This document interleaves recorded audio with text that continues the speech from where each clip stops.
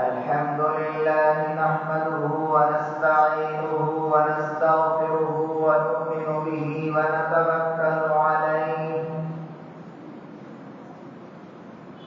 ونعوذ بالله من شرور أنفسنا ومن سيئات أعمالنا من يهده الله فلا مضل له ومن يضلله فلا هادي له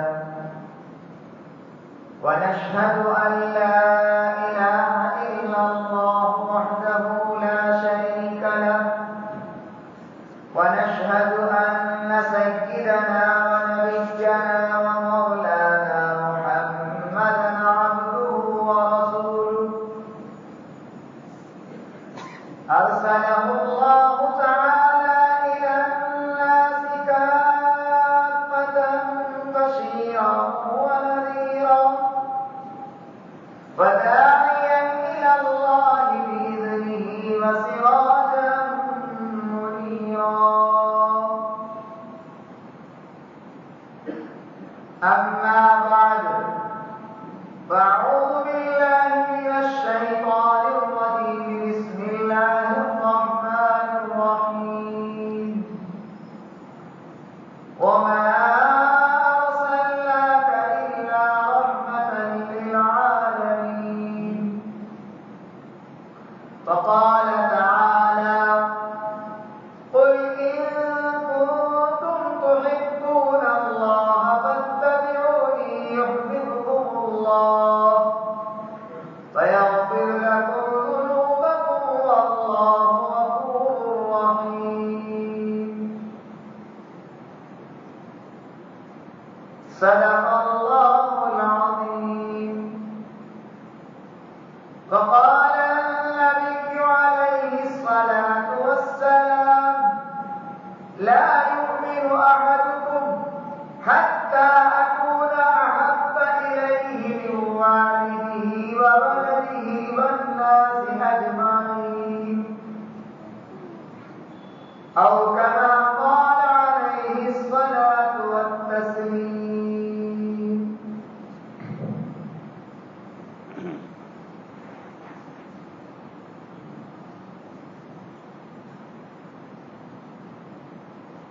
تمام تعریف خداوند قدوس کے لیے سزاوار ہے جو اس کائنات کا خالق و مالک ہے۔ کیا عرش، کیا فرش، کیا لوح، کیا قلم، کیا آفتاب، کیا مہتاب، کیا آسمان، کیا زمین، کیا پہاڑ، کیا دریا، کیا تالاب، کیا کنویں، کیا ندیاں،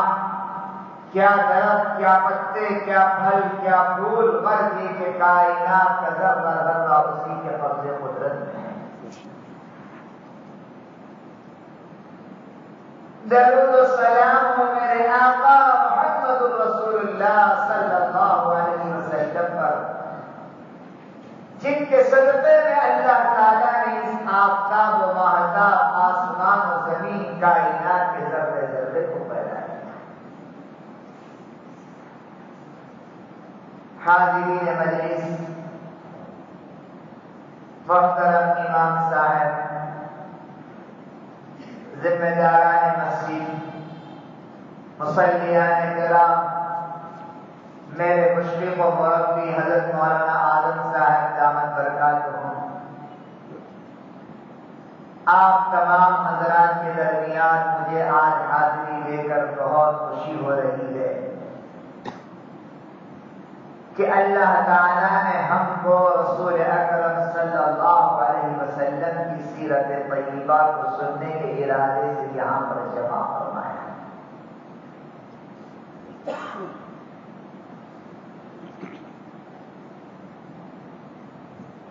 دوستو،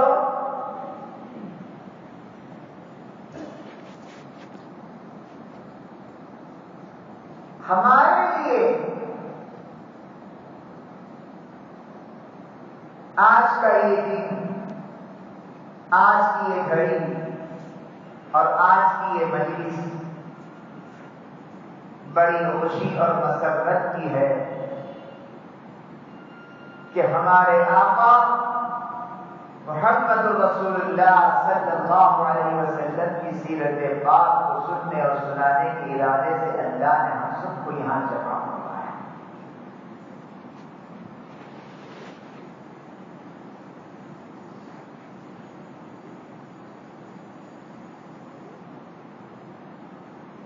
جب بھی سیرت کا کوئی جلسہ ہوتا ہے، سیرت کے کسی موضوع پر گفتگو کی نوبت آتی ہے، خطیب، مبلغ، مقرر، واعظ، ناصح فکر میں پڑ جاتا ہے کہ میرے آقا کی سیرت پاک کے کون سے حصے کو امت کے سامنے بیان کیا جائے۔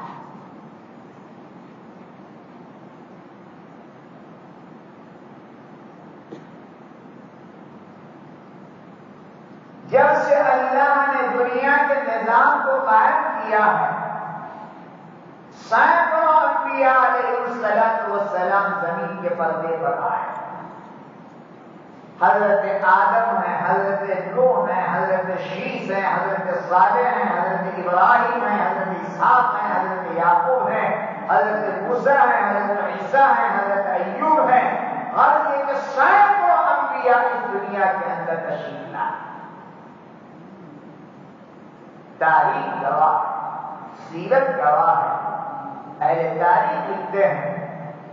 کہ حضرت آدم کی سیرت اور سوانح ناتمام،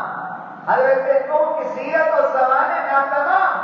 حضرت عیسیٰ کی سیرت اور صورت ناتمام، حضرت موسیٰ کی سیرت ناتمام، حضرت یعقوب علیہ السلام کی سیرت ناتمام، حضرت یوسف کی سیرت ناتمام، حضرت اسحاق و اسماعیل ابراہیم کی سیرت ناتمام۔ غرض یہ کہ جتنے پیغمبر اور انبیاء علیہ السلام آئے، ان کی چیدہ سیرتیں اور ان کی تاریخ ملتی ہے، لیکن مکمل زندگی کا خاکہ ان پیغمبروں کا ہمیں دستیاب نہیں ہے۔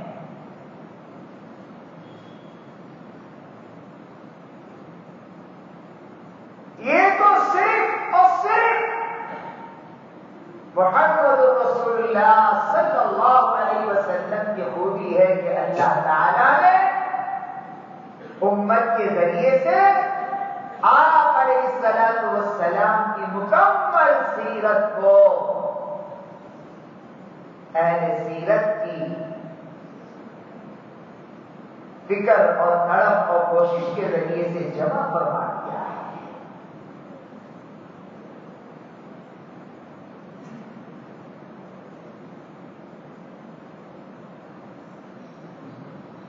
آپ علیہ السلام کہ زندگی کا ایک ایک پہلو، آپ کا چہرے مبارک، آپ کے منہ مبارک، آپ کے گال، آپ کے رخسارے، آپ کے ہاتھ، آپ کے شانے، آپ کا سینہ، آپ کا قد و قامت، آپ کی رفتار، آپ کی گفتار، غرض یہ کہ آپ علیہ السلام کے حلیے مبارک کا ایک ایک جز بھی اللہ تعالیٰ نے رسول پاک صلی اللہ علیہ وسلم کے عاشقوں کے ذریعے سے جو ہے کتابوں میں جمع فرما دیا۔ اس وقت سے لے کر آج تک اور آج سے لے کر قیامت تک انشاءاللہ یہ چیزیں محفوظ رہیں۔ یہ خوبی کسی اور پیغمبر اور رسول کو حاصل نہیں ہے۔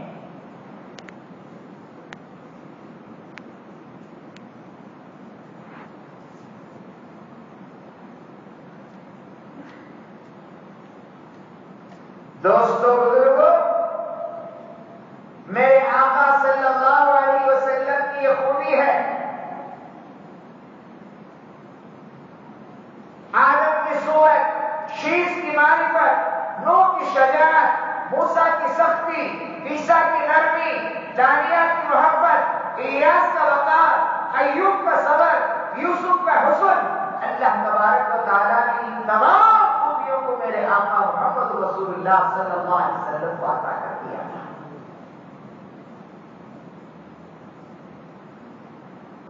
علیہ السلام کی ولادت کا وقت جب آتا ہے، اللہ تعالیٰ فرشتوں کو حکم فرماتے ہیں، میرے آقا محمد رسول اللہ صلی اللہ علیہ وسلم کو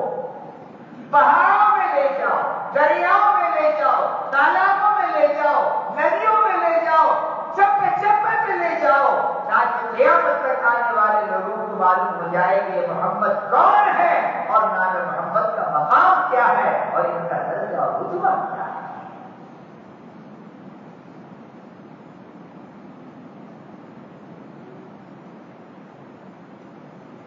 ارشاد ربانی ہے، کلام ربانی میں قل ان کنتم تحبون اللہ فاتبعونی یحببکم اللہ۔ نبی جی آپ فرما دیجیے کہ اگر تم اللہ کے محبوب بندے بننا چاہتے ہیں تو میری اتباع کرو۔ معلوم ہوا کہ انسان کی کامیابی کا دار و مدار کسی پر ہے کہ وہ اللہ کے نبی صلی اللہ علیہ وسلم کی تعلیمات پر چلے اور آپ کا اتباع کرے۔ اہل سیرت لکھتے ہیں کہ کسی انسان کو اپنے بارے میں، اپنے خاندان کے بارے میں، اپنے حسب و نسب کے بارے میں، اپنے ماں باپ کے بارے میں، اپنی زندگی کے بارے میں اتنا جاننا ضروری نہیں ہے جتنا میرے آقا محمد رسول اللہ صلی اللہ علیہ وسلم کی ذات بابرکت اور آپ کے اخلاق اور آپ کے تعلیمات کو جاننا ضروری ہے۔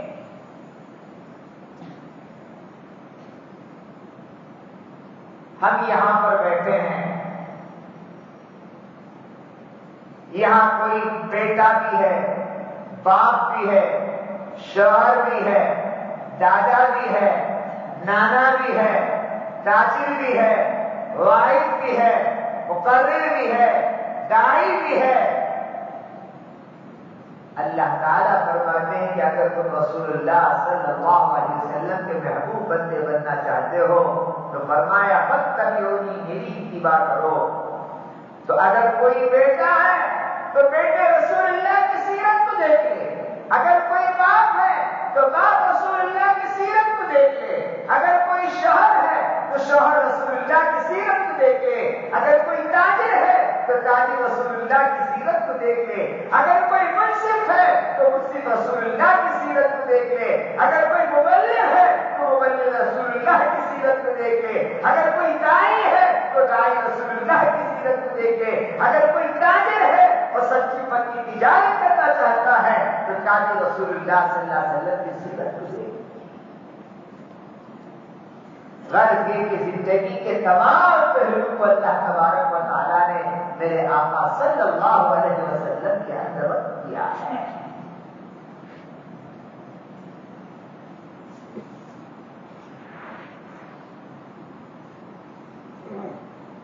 دوستو، بزرگوں، آپ علیہ السلام کی سیرت کے کون سے پہلو کو میں آپ کے سامنے بیان کروں۔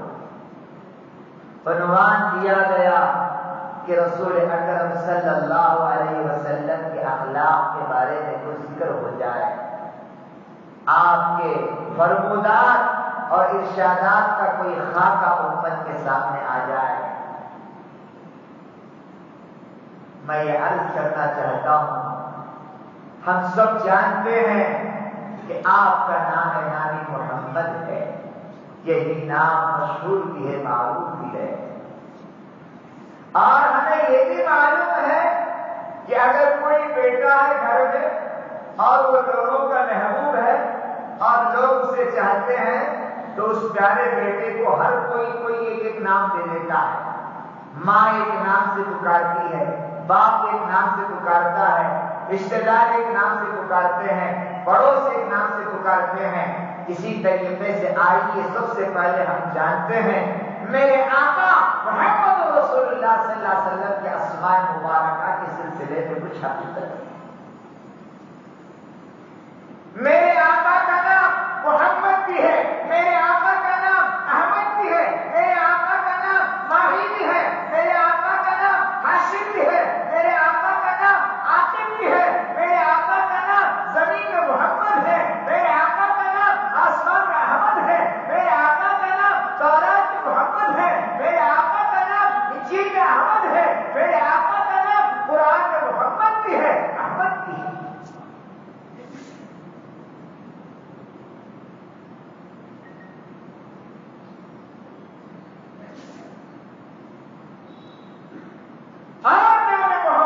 بارے میں اہل علم لکھتے ہیں کہ محمد اسے کہتے ہیں جس کی بار بار تعریف کی جائے،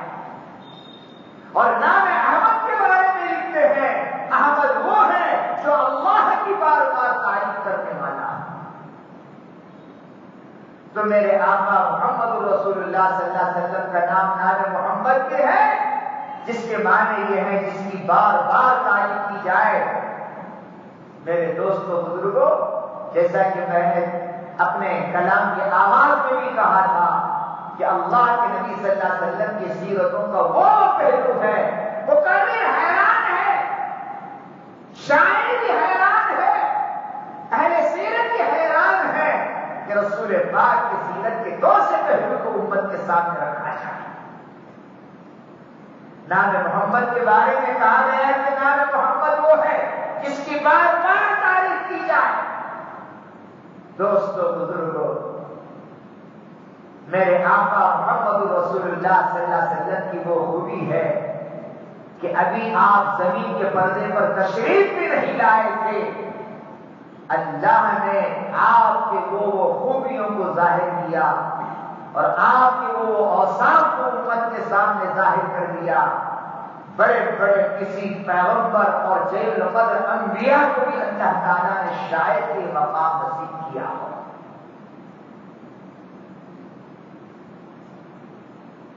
ہم جانتے ہیں آپ کا نام محمد ہے، والد ماجد کا نام عبداللہ ہے، والدہ کا نام آمینہ ہے، رضائی کے ماں کا نام حلیمہ ہے، دادا کا نام خواجہ عبد المطلب ہے۔ اہل سیرت لکھتے ہیں ابھی جب کہ آپ علیہ السلام اپنے والد ماجد حضرت عبداللہ کے پشت میں تھے تو اس نورانیت کے نور نبوت کو اللہ تعالیٰ نے حضرت عبداللہ کے ماتھے پر چمکا دیا تھا۔ جب بھی خواجہ عبداللہ کسی سڑک اور کنارے پہ چلتے تو لوگ آپ کے چہرے پر ایک نورانیت کو دیکھتے اور تعجب کرتے کہ پتہ نہیں کیا بات ہے، عبد المطلب کے بیٹے عبداللہ کے چہرے اور پیشانی پہ عجیب قسم کا نور ہے، عجیب قسم کا جلال ہے، عجیب قسم کا جمال ہے، عجیب قسم کی چاشنی ہے، عجیب قسم کی نورانیت ہے، عجیب قسم کا ایک جو ہے ملکہ ہے۔ اہل سیرت نے یہ بھی لکھا ہے میرے آقا کے اسی نور نبوت کو، جو نور نبوت کے حضرت عبداللہ کے پیشانی پہ چمکتا تھا، اسی نور نبوت کو دیکھتے ہوئے تقریباً عرب کی 150 خواتین نے خواجہ عبداللہ کو پیغام بھیجا کہ خواجہ عبداللہ اس سے نکاح اپنا کرتے ہیں۔ یہ مقام کسی اور پیغمبر کو بھی حاصل نہیں ہے اور کسی پیغمبر کے والد ماجد کو بھی حاصل ہے۔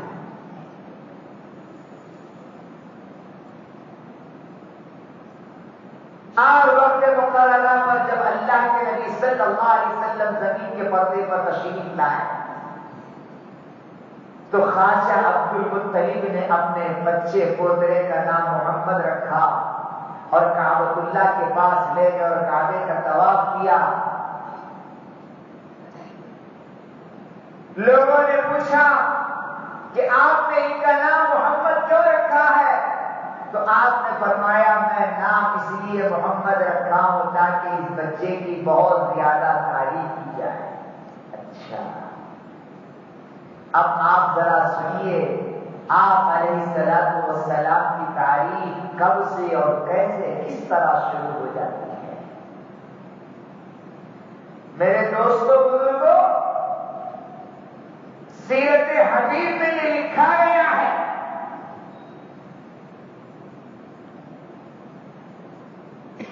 کہ حضرت عبداللہ کا نکاح حضرت آمینہ سے جب ہوا اور حضرت آمینہ کے شکل مبارک میں آپ علیہ السلام کی پرورش ہو رہی تھی، اللہ تعالیٰ نے اسی وقت سے حضرت آمینہ کے گھر کو ایسا خوشبو سے معطر کر دیا تھا جیسا کہ یوں کہا جائے کہ وہاں پر مشک کو لگایا جا رہا ہے عطر کو استعمال کیا جا رہا ہے، گلے بابونا کا استعمال ہو رہا ہے، حنا کا استعمال ہو رہا ہے، اور بار بار خواجہ عبدالمطلب اپنی بہو حضرت آمینہ سے پوچھتے تھے کہ تم نے کس قسم کا عطر استعمال کیا ہے کہ پورا گھر عطر سے مہک رہا ہے؟ حضرت آمینہ فرماتی اپنے خزر سے، میرے سردار، کہ ہم نے تو کسی قسم کا کوئی مہک اور کوئی خوشبو ہم نے استعمال نہیں کیا ہے، یہ تو میرے آقا محمد رسول اللہ صلی اللہ علیہ وسلم کے برکات تھے کہ رہنمانے میں جب اللہ تعالیٰ نے آپ کو رکھ دیا تھا، اسی وقت سے اللہ کے نبی علیہ السلام کو آپ کے صدقے میں اللہ تعالیٰ نے حضرت آمینہ کے گھر کو عطر سے گویا معطر کر دیا۔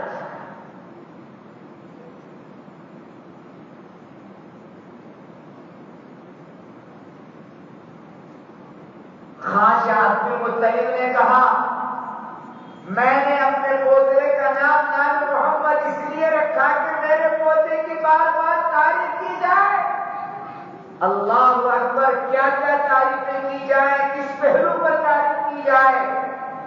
اور آپ کے انوار و برکات کے کون سے حصے کو چھوڑا جائے اور کون سے حصے کو چھیڑا جائے۔ دوستو بزرگوں، عربوں کی عادت تھی جب وہاں شیرخوار بچے پیدا ہوتے تو عرب ان معصوم بچوں کو اپنے گھر میں پرورش کرنے کے بجائے گاؤں اور قریوں میں روانہ کر دیتے تاکہ وہاں قریوں میں پہنچ کر ان بچوں کی صحت اچھی ہو جائے، وہ بچے تندرست ہو جائیں، توانا ہو جائیں۔ تو اہل سیرت لکھتے ہیں، علامہ حلبی سیرت حلبیہ میں اور سیرت ابن ہشام میں، سیرت مصطفیٰ میں، اور اسی طریقے سے سیرت کی دیگر کتابوں میں اللہ کے نبی صلی اللہ علیہ وسلم کی سیرتوں کا جو ذکر چلا آ رہا ہے اس کے اندر یہ لکھا گیا، اللہ کے نبی صلی اللہ علیہ وسلم کی جب ولادت باسعادت ہوئی تو اس دور میں حضرت حلیمہ سعدیہ جی اپنے قریب اور گاؤں سے نکل کر مکہ مکرمہ آتی ہیں شیرخوار بچوں کو لینے کے لیے۔ جیسا کہ میں نے کہا عربوں کا دستور تھا 1-2 سال کے لیے شیرخوار بچے کو کسی رضائی ماں باپ کے حوالے کر دیتے اور وہ بچہ ان رضائی ماں باپ کے یہاں پہنچ کر نشو و نما پاتا۔ تو اہل علم لکھتے ہیں، اہل سیرت کہتے ہیں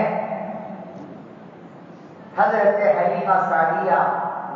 اپنے شوہر کے ساتھ مکہ مکرمہ تشریف لائیں اور ساتھ میں اور بھی بہت سارے لوگ آئے شیرخوار بچوں کو لینے کے لیے۔ حضرت حلیمہ کہتی ہیں جس وقت ہمارا قافلہ ہمارے علاقے سے مکہ المکرمہ چلا تو میں دیکھ رہی تھی ہر جوڑے کو کوئی نہ کوئی بچہ مل جاتا، کوئی جا رہا ہے کسی گھر مالدار کے، وہاں ان کو بچہ مل گیا، دوسرے گھر پہنچے وہاں اس کو بچہ مل گیا، تیسرے گھر پہنچے وہاں اسے بچہ مل گیا، چوتھے گھر پہنچے وہاں اسے بچہ مل گیا، یہاں تک کہ حضرت حلیمہ کہتی ہیں مجھے اور میرے شوہر کو کوئی شیرخوار بچہ نہیں مل رہا تھا۔ میرے آقا صلی اللہ علیہ وسلم کی پرورش کس نقشے میں ہوئی آپ اس کا خاکہ بھی ذرا دیکھیے۔ زمین کے پردے پر آنے سے پہلے والد ماجد حضرت عبداللہ کا سایہ سر سے اٹھ چکا ہے، دادا ہے حضرت عبدالمطلب، ان کی سرپرستی میں آپ کی پرورش ہو رہی ہے۔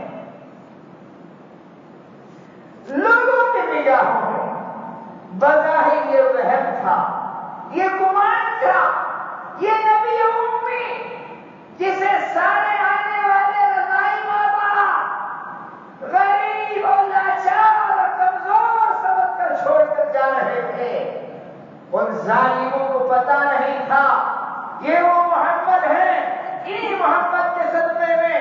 اللہ نے آسمان کو پیدا کیا، زمین کو پیدا کیا، عرش کو پیدا کیا، فرش کو پیدا کیا، لوح کو پیدا کیا، قلم کو پیدا کیا، جبرائیل کو پیدا کیا، اسرائیل کو پیدا کیا، اسرافیل کو پیدا کیا، کیا، حکایت کو پیدا کیا، پہاڑوں کو پیدا کیا، دریاؤں کو پیدا کیا، جانوروں کو پیدا کیا. غرض یہ کہ کائنات کا کوئی جز ایسا نہیں ہے جو جز آپ کے صدقے میں پیدا نہ ہوا.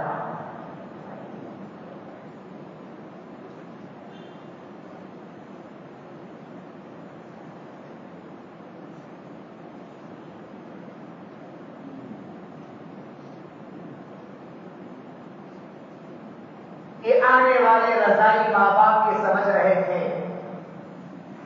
ارے کسی مالدار شیردار بچے کو چھوڑو جس کا باپ بھی ہو، جس کی ماں بھی ہو، جس کی تجارت ہو، جس کے جائیداد ہو، جن کے دکان ہو، جن کے مکان ہو، تاکہ وہاں سے بڑے بڑے موٹے موٹے بوٹے بھی جائیں.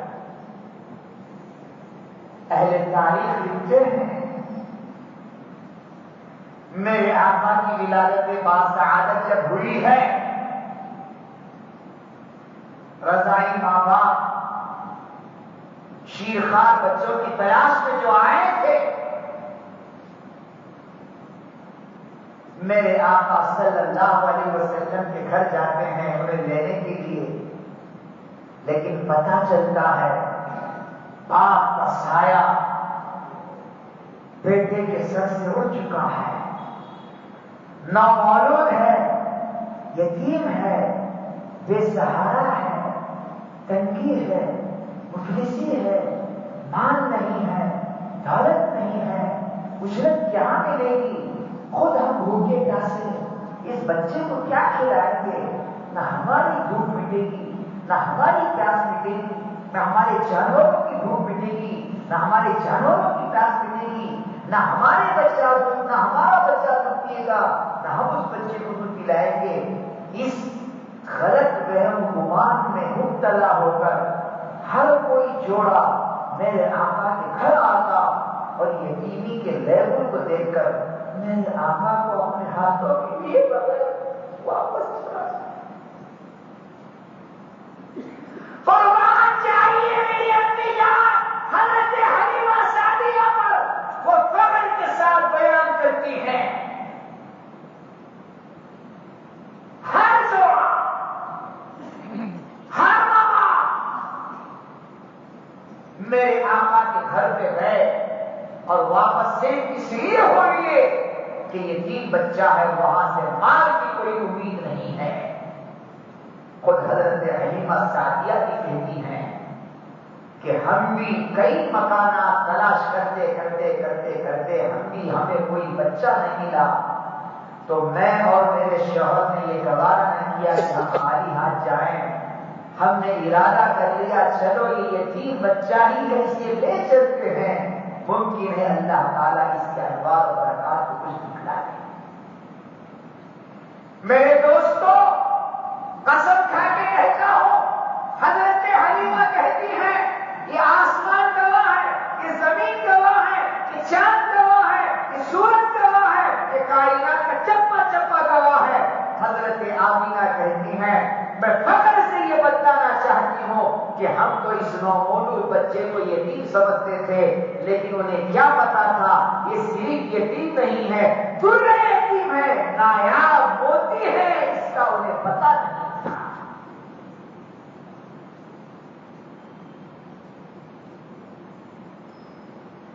ہم سب جانتے ہیں ہیرا گوہر لال جس کی کروڑوں روپے کی قیمت ہوتی ہے، وہ بھی ایک پتھر کی طرح ہوتا ہے.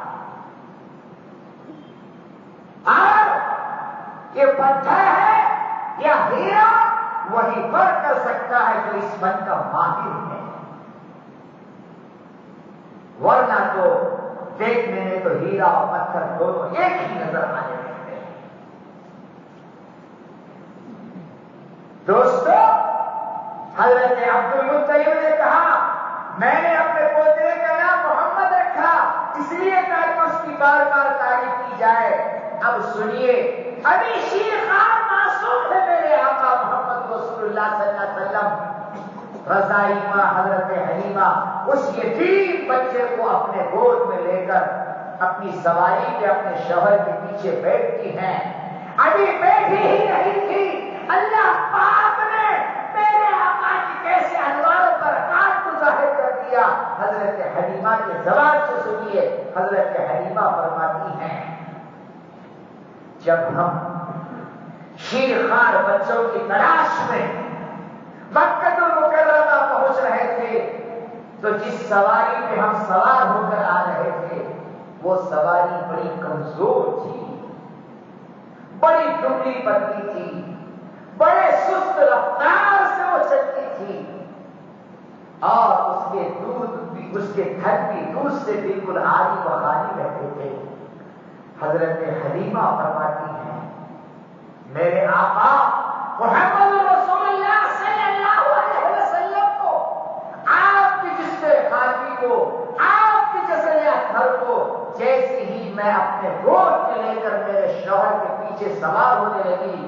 عجیب انوار و برکات کو میں دیکھنے لگی کہ میری وہ دبلی پتلی سواری جو آہستہ آہستہ رک رک رک رک کر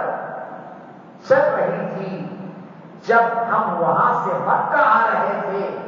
سارے لوگوں کی سواریاں پوری تیز رفتاری کے ساتھ دوڑ دوڑ کے آگے نکل رہے تھے اور ہماری سواری سب سے پیچھے چل رہی تھی. حضرت آمینہ فرماتے ہیں میں نے آقا محمد رسول اللہ صلی اللہ علیہ وسلم کے میرے گود میں آنے کے بعد میرے سواری کا یہ حال ہو گیا. وہ دبلی پتلی سواری جو سب سے پیچھے کو چل رہی تھی, اب اس در یتیم کو ہم لے کر جب چلتے ہیں تو سارے سواریوں سے یہ آگے کو نکل جاتی ہے. یہ میرے آقا کا صدقہ اور میرے آقا کے برکات ہے, اس سے اللہ کے ظاہر.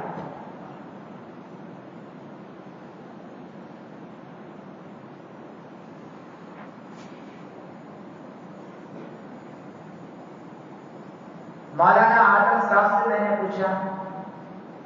حضرت سیرت کا بیان آپ رکھیے بنگلور میں. بنگلور شہر گلستان بہت بڑی بستی ہے, بڑے بڑے ادیب ہیں, مبلغ ہیں, مقرر ہیں, داعی ہیں, واعظ ہیں, ناصح ہیں. میں وہاں کیا بولوں کیا کہوں. ماشاءاللہ مغرب نماز پڑھا امام صاحب کے پیچھے رہنے داؤدی تھی, بڑا مزہ آیا مجھے آپ کے قرار سے اور آپ کی آواز سے. میں نے مولانا سے پوچھا کہ رسول پاک کی سیرت کے کون سے پہلو کو میں امت کے سامنے رکھوں. حضرت نے کہا کہ عنوان میں یہ بھی لکھا گیا کہ حضور پاک کے اخلاق اور آپ کی سیرت پر بھی کچھ جو ہے روشنی ڈالی جائے. اچھا یہ تو بہت بڑی بات ہے. دوستو الحمدللہ اللہ کا بہت بڑا شکر ہے کہ آج اسلام الحمدللہ پورے عرب و عجم میں تیزی کے ساتھ پھیل رہا ہے.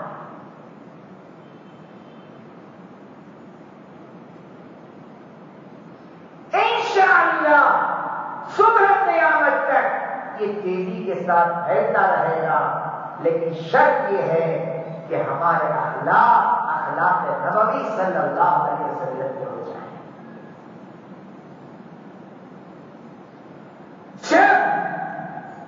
ہمارا اٹھنا, ہمارا بیٹھنا, ہمارا کھانا, ہمارا پینا, ہمارا سونا, ہمارا جاگنا, ہمارا سفر, ہمارا حضر, ہماری جلوت, ہماری خلوت, ہماری تجارت, ہماری شادی بیاہ,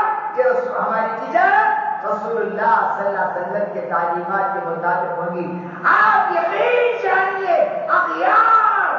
ہمارے غلام اور ہمارے خادم بن کر ہمارے قدموں پہ پھر کر کلمہ طیبہ لا الہ الا اللہ محمد رسول اللہ والا کلمہ پڑھیں گے.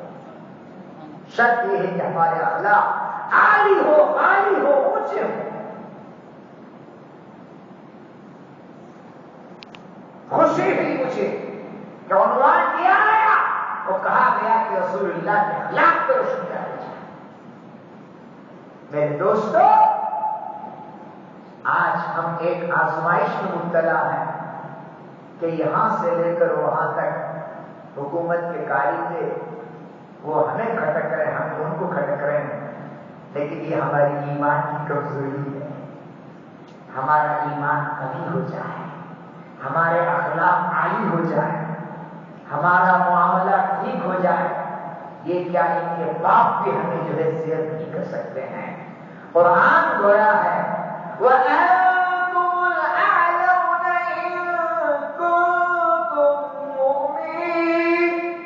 اللہ فرماتے ہیں خدا کی قسم سرزمین پہ تم تم ہی سربلند رہو گے اگر تمہارا ایمان کامل ہوگا۔ قرآن کہتا ہے ایمان اس وقت کامل ہوگا جبکہ رسول اللہ کے غلام بن جاؤ، غلامان مصطفیٰ بن جاؤ، غلامان مصطفیٰ بن کر، غلام مصطفیٰ بن کر میرے آقا کی سیرت کو اپنا لو تو پھر دیکھو کہ دنیا ہمارے پیروں کے ارد گرد کیسے گھومنے لگے۔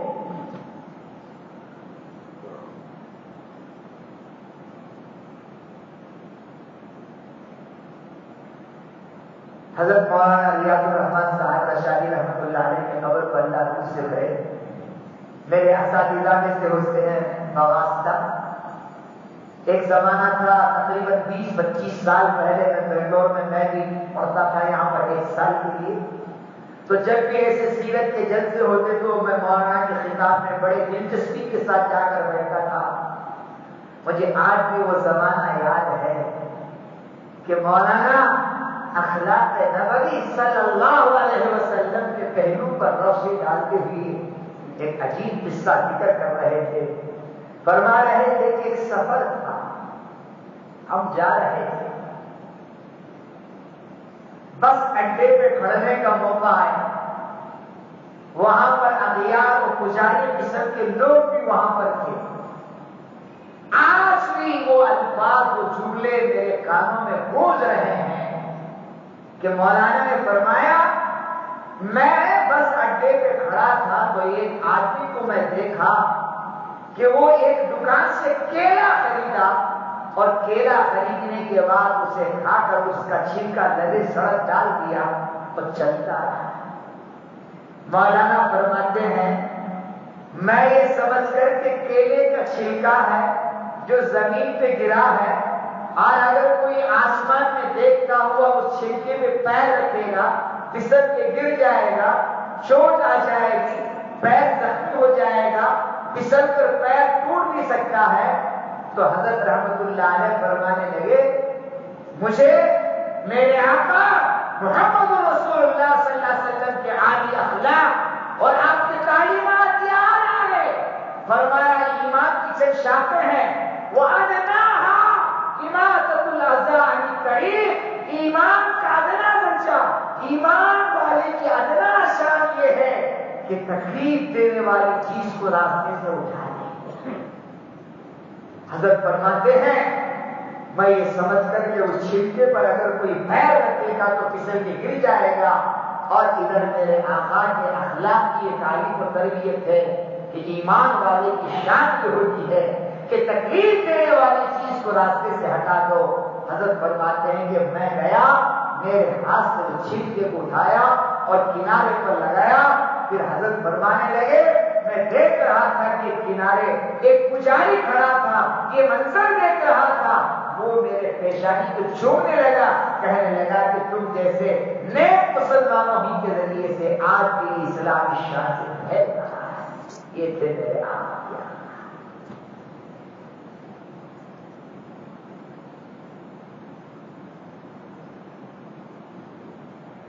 اور آج کیا ہو رہا ہے؟ آج تو ہو رہا ہے یہ کہ آپس میں مسلمانوں میں نہ پیار ہے، نہ محبت ہے، نہ بھائی چارگی ہے، نہ ایثار ہے، نہ قربانی ہے۔ یہ سارے پہلو میں آپ کے سامنے رکھ رہا ہوں کہ ایمان والوں کے اندر کیسے ایثار اور قربانی کا جذبہ ہونا چاہیے۔ آج حال یہ ہو رہا ہے کہ ہم کوئی تکلیف دینے والی چیز اور کوئی گرد و غبار کو ادھر سے ادھر ہٹائیں، صبح شام اٹھتے ہیں تو آپس میں پڑوسیوں کے جھگڑے یہی ہوتے ہیں کہ فلاں پڑوسی نے اپنے گھر کا کچرا میرے گھر کے سامنے ڈال دیا، اس کی شکایت ہوتی، میرے کچرے اس کے گھر کے سامنے پڑ گئے، یہی ہوتے ہیں۔ ادھر میرے آقا کا فرمان ہے ادناہا اماطۃ الاذى عن الطریق، ایمان کا ادنا درجہ یہ ہے کہ تکلیف دینے والی چیز کو راستے سے دور کرو۔ تو میرے دوستو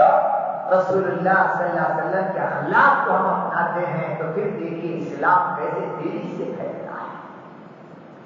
آپ صلی اللہ علیہ وسلم کی خوبی کیا تھی؟ ایثار کا جذبہ تھا، ہمدردی کا جذبہ تھا، غمخواری کا جذبہ تھا۔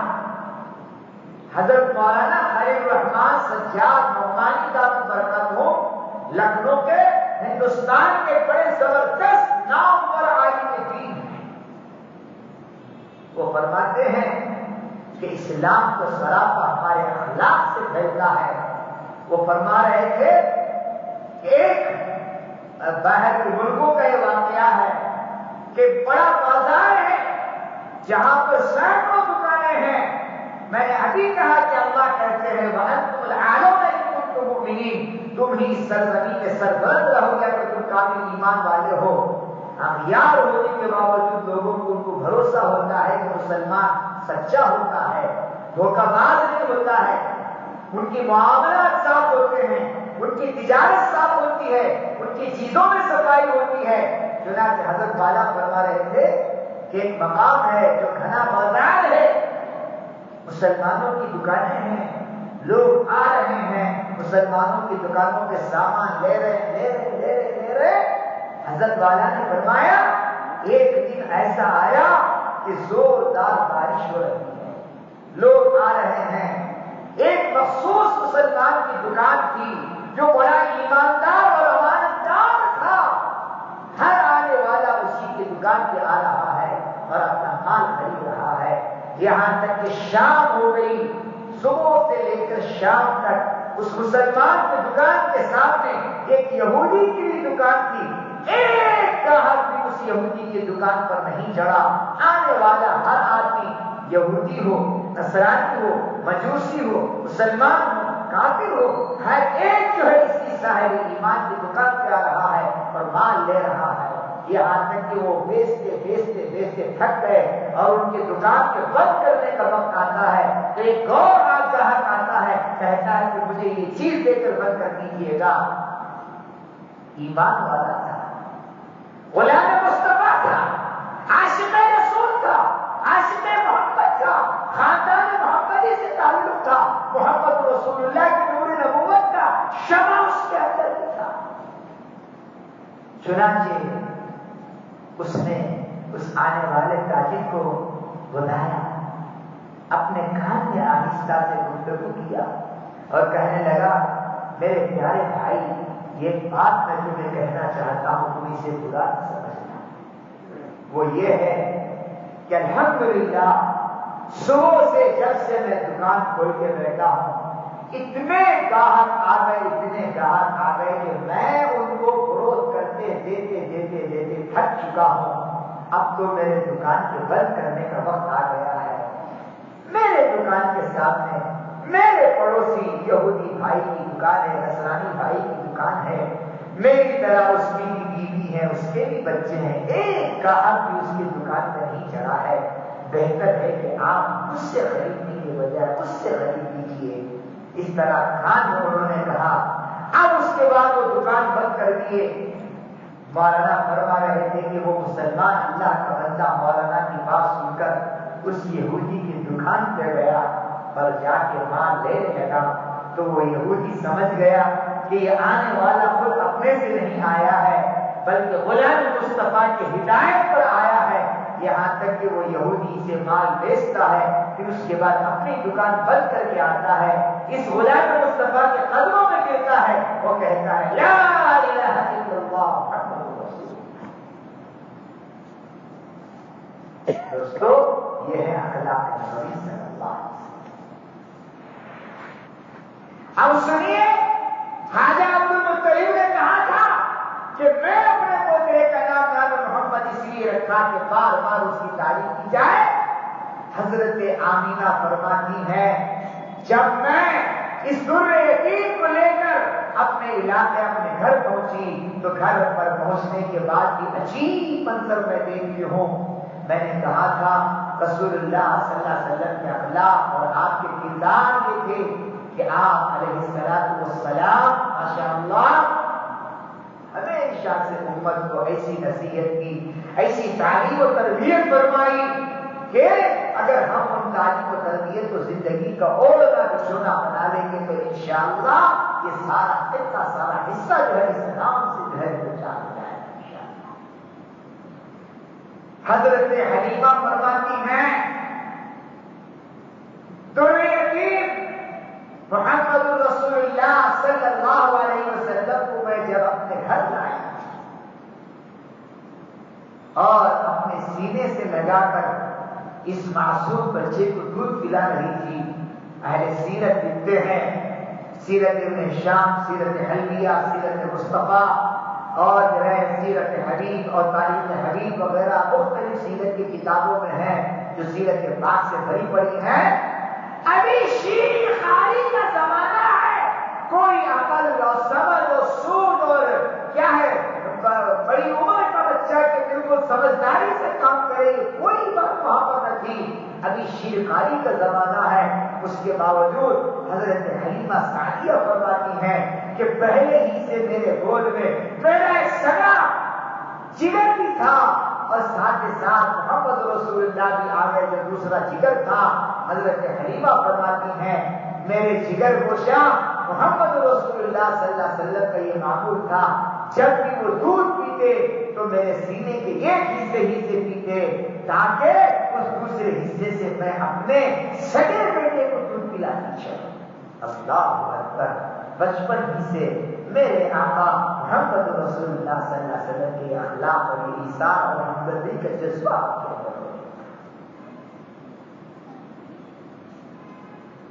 اور حضرت حلیمہ فرماتی ہیں آپ علیہ السلام کو جب ہم لے کر آئے تو آنے کے بعد اللہ تعالیٰ نے کس طریقے سے انوار و برکات ظاہر کرنے لگا۔ حضرت حلیمہ فرماتی ہے کہ جس وقت اللہ کے نبی صلی اللہ علیہ وسلم کو میں لے کر آئی تھی اس وقت گویا تھوڑے بہت 22 سالی کا زمانہ تھا۔ 100 جانور اپنے گھروں سے نکلتے اور شام واپس ہوتے تو ان کے تھن دودھ سے بھرے نہ ہوتے بلکہ خالی تھن واپس آتے۔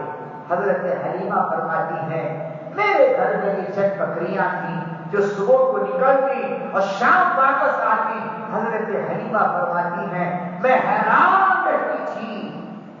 اور لوگوں کے بکریوں کو دیکھتی تو ان کے تھن دودھ سے خالی ہیں، لیکن میرے بکریاں میرے حبیب کے گھر میں جو آ رہی ہیں تو میں دیکھتی ہوں کہ ان کے تھن تو دودھ سے بھرے ہیں۔ حضرت حلیمہ کہتی ہیں لوگ کہنے لگے تم بھی اپنے بکریاں وہاں چلاؤ جہاں حلیمہ در یتیم کی بکریاں چل رہی ہیں۔ اللہ اکبر، جب یہ لوگ مکہ آئے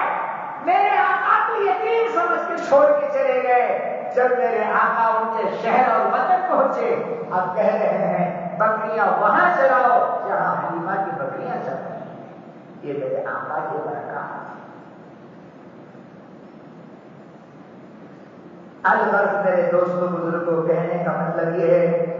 کہ اللہ تبارک و تعالیٰ نے اللہ کے نبی صلی اللہ علیہ وسلم کو ایسی شان، ایسی صفات، ایسی خوبیاں اللہ نے عطا فرمایا تھا جو کسی اور نبی اور پیغمبر کو عطا نہیں کیا تھا۔ لیکن میرے دوستوں بزرگوں ہمارے لیے بڑی فخر کی بات ہے کہ ہم اللہ کے نبی صلی اللہ علیہ وسلم کی عظمت میں محبت میں یہاں پر ہم بیٹھے ہیں، لیکن ضرورت ہے اس بات کی کہ ہم صحیح طریقے سے اللہ کے رسول کی عظمت اور محبت کو اپنے دل میں لیتے ہوئے آپ علیہ السلام کے تعلیمات اور آپ کے اخلاق پر عمل کرنے والے بن جائیں۔ اور اللہ کے نبی نے فرمایا لا يؤمن احدكم حتى اكون احب اليه من والده وولده والناس اجمعين، تم میں سے کوئی اس وقت تک کامل ایمان والا نہیں ہو سکتا جب تک کہ میں اس کے نزدیک اس کے ماں باپ اور بیوی بچے سب سے زیادہ میں محبوب نہ بن جاؤں۔ میرے دوستوں بزرگوں ہم یہ چاہتے ہیں کہ ہمارا ایمان کامل ہو جائے، ہم بھی اللہ کے محبوب بن جائیں، تو ہمیں ضرورت ہے رسول اللہ صلی اللہ علیہ وسلم کی ہر چھوٹی بڑی سنت کو ہم اپنے زندگی کا اوڑھنا بچھونا بنا لیں اور ہر لمحہ ہم اس بات کا ثبوت دیں کہ ہمارے دل میں عشق نبی کی چنگاری صرف چنگاری نہیں ہے بلکہ عشق نبی کا تنا ہمارے دل میں پرورش پا رہا ہے۔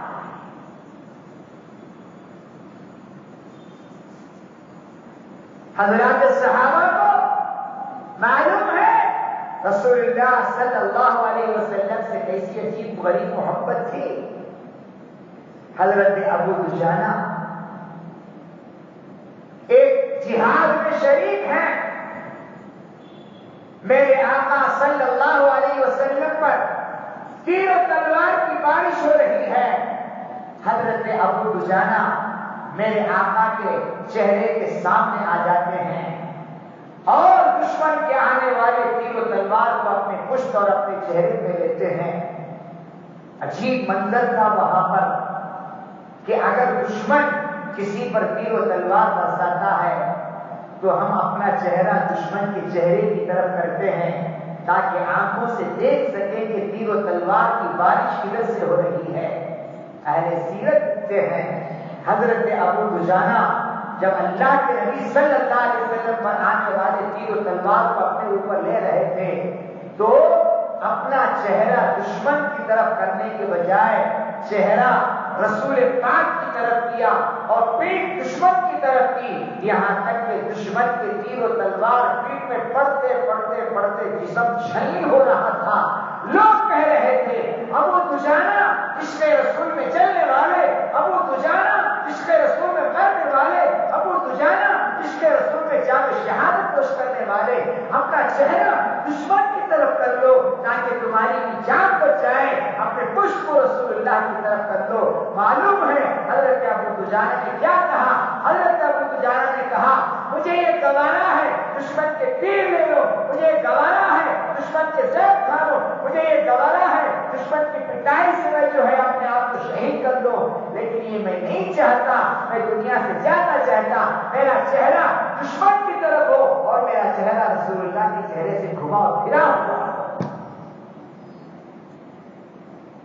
حضرت ابو دجانہ نے کہا جان جائے جانے دو، مال جائے جانے دو، زندگی جائے جانے دو، موت آ جائے آنے دو، نیست و نابود ہو جائے ہونے دو، لیکن چہرہ رسول اللہ سے پھرنے دو۔ یہ میرا ایمان ہے، میرا یقین ہے کہ حضرت ابو دجانہ کے نعرے ارے مردوں میں خواتین اسلام عورتوں کے اندر بھی رسول اللہ صلی اللہ علیہ وسلم کا ایسا عشق تھا کہ دنیا حیران ہے۔ مولانا بیٹھے ہیں، امام صاحب بیٹھے ہیں، ہم جانتے ہیں مدارس عربیہ میں عربی کتابیں پڑھاتے ہیں، جلالین شریف ہے عربی تفسیر کی کتاب ہے، اس کی ایک شرح ہے حاشیۃ الساوی، اس حاشیۃ الساوی میں رسول اللہ صلی اللہ علیہ وسلم کا عشق اور رسول اللہ سے عشق، رسول اللہ سے محبت حضرات صحابہ نے کیسی کی اس کے ایک منظر کشی کرتے ہیں کہ اللہ کے رسول صلی اللہ علیہ وسلم ایک جہاد میں تشریف لے گئے اور وہاں پر آواز پکارا ہو گیا کہ اللہ کے نبی اس دنیا سے پردہ فرما ہے۔ سننے والے سنے، پیر لڑکھڑا گئے، آنکھیں کو نم ہونے لگی، شانے لرزنے لگے، بے گرا کے لوگ مٹی میں گر گئے، پڑ گئے، گر گئے کہ آقا صلی اللہ علیہ وسلم دنیا سے پردہ ہو گئے۔ اور یہ خبر چلتے چلتے چلتے چلتے ہے مدینے کے باغ تک پہنچ گئی۔ ایک عورت جو مدینہ منورہ کے اندر رہنے والی، جس کے دل کے اندر عشق نبی کی چنگاریں ہیں، عشق نبی کا تنا پرورش پا رہا تھا، عشق نبی میں پاگل اور دیوانی اور مجنون ہو کر نکل پڑی۔ قافلہ واپس آ رہا تھا اور اس عورت کے 4 افراد جو ہے اللہ کے نبی کے ساتھ میدان جہاد میں شہید تھے، باپ، شوہر، بیٹا اور بھائی۔ جب یہ عورت قافلے کی طرف آگے بڑھ رہی تھی، قافلے کے کچھ احباب آئے، کہنے لگی ارے صبر کرو صبر کرو، تمہارا بیٹا اس میدان میں جو ہے اللہ کے کام آ گیا ہے۔ سنیے اس عورت کے اندر اللہ کے نبی سے کیسا عشق تھا۔ اس نے کہا میرا بیٹا جائے جانے دو، میرا بیٹا مرا مرنے دو، میرا بیٹا شہید ہوا شہید ہونے دو، میرا بیٹا دنیا چھوڑا چھوڑنے دو، لیکن بتاؤ میرے آقا محمد رسول اللہ کا کیا حال ہے۔ آگے بڑھی، ایک اور آدمی نے کہا بھئی آزاد کے راستے میں شہید ہو گیا ہے۔ اس عورت نے کہا مما بالو محمد، ارے چھوڑیے میرا بیٹا اللہ کے راستے میں شہید ہوا، میرے آقا محمد رسول اللہ تو باحیات ہیں، وہ کوئی جواب نہیں ملتا، یہاں تک کہ وہ عورت آگے بڑھتی ہے۔ کسی نے کہا اے بدنصیب عورت، تیرا شوہر بھی دنیا سے چل بسا ہے۔ پھر وہ دوبارہ کہہ رہی ہے میرا شوہر چلا چلے تو فما بال محمد، میرے حبیب کا کیا حال ہے؟ کوئی جواب نہ ملا، آگے بڑھتی ہے۔ کسی نے کہا تیرا باپ بھی جو ہے دنیا سے چلا گیا ہے۔ اس نے کہا چلنے دو، فما بال محمد، محمد صلی اللہ علیہ وسلم کا کیا حال ہے؟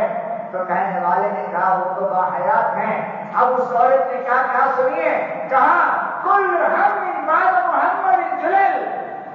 باپ جائے جانے دو، بیٹا جائے جانے دو، شوہر جائے جانے دو، بھائی جائے جانے دو،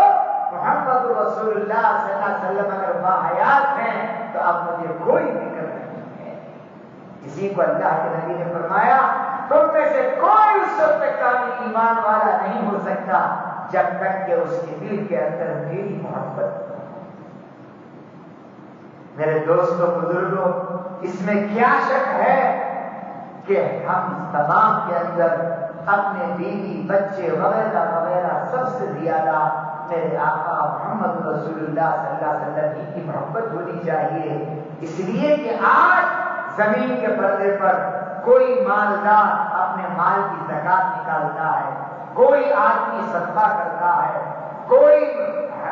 سہولت والا کسی حاجت مند کی حاجت روائی کرتا ہے۔ یہ تو میرے آقا محمد رسول اللہ صلی اللہ علیہ وسلم کے اخلاق تھے، جن کے اخلاق سے امت اگر یہ کام آج کرتی ہے تو پھر اللہ تعالیٰ امت کو اس کا عجیب بدلہ دیتے ہیں۔ میرے دوستوں بزرگوں، میں سیرت کا کون سا حصہ آپ کے سامنے رکھوں؟ اللہ کے نبی صلی اللہ علیہ وسلم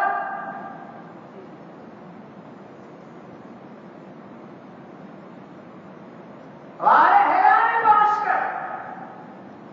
تنہائی میں اللہ کی عبادت کے لیے پہنچتے تھے۔ اما جان حضرت خدیجہ ستو وغیرہ ذات راہ باندھ کر آپ کو دے دی تھی، آپ اسے لے کر وہاں پر تنہائی میں اللہ کی عبادت کرتی تھی۔ یہاں تک کہ جاتے عبادت کرتے، جاتے عبادت کرتے، جاتے عبادت کرتے وہ دن بھی آ گیا اور آپ کی عمر نبوت کے 40 سال مکمل ہو گئے تو اللہ نے زمین کے پردے پر آسمان سے پہاڑ کی بلندی پر حضرت جبرائیل امین کو روانہ کیا اور کہا جاؤ اپنے سینے کو میرے بندے محمد رسول اللہ کے سینے سے چمٹ کر نور نبوت کو وہاں منتقل کر دو اور نبوت ہمارے طرف سے ان کو دیتے آؤ۔ یہاں تک کہ حضرت جبرائیل امین آتے ہیں، اللہ کے نبی علیہ السلام کو پکڑتے ہیں اور سینے سے خوب بیچتے ہیں۔ امام بخاری رحمۃ اللہ علیہ لکھتے ہیں کہ اللہ کے نبی صلی اللہ علیہ وسلم نے فرمایا کہ اس آنے والے نے مجھے پکڑ کر ایسا دبوچا حتی بلغ منی الجہد، ایسا پوری طاقت آگے لگا کے مجھے دبوچا کہ اس کا دبوچنا میری مشقت کی انتہا کو پہنچ چکا تھا، میں برداشت نہیں کر رہا تھا، ایسا مجھے اس خونوں میں دبوچا۔ لیکن 3 مرتبہ لمبی حدیث ہے بخاری شریف کے اندر۔ اس کے بعد